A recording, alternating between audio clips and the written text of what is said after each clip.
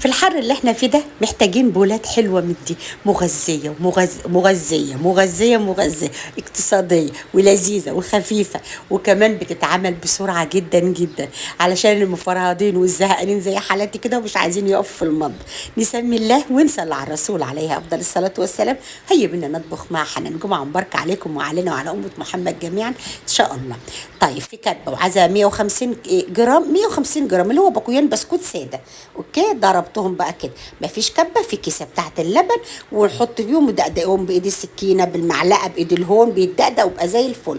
عشان هم عايزاهم كده ماسكين في بعض كده شويه.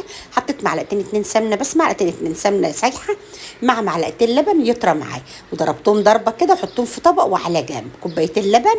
يلا كوبايتين لبن، كيس كريم كراميل، كيس واحد بس هيعمل الكميه اللي انتوا شايفينها دي، بسم الله ما شاء الله. تعالي كيس كريم ربع معلقه فانيليا،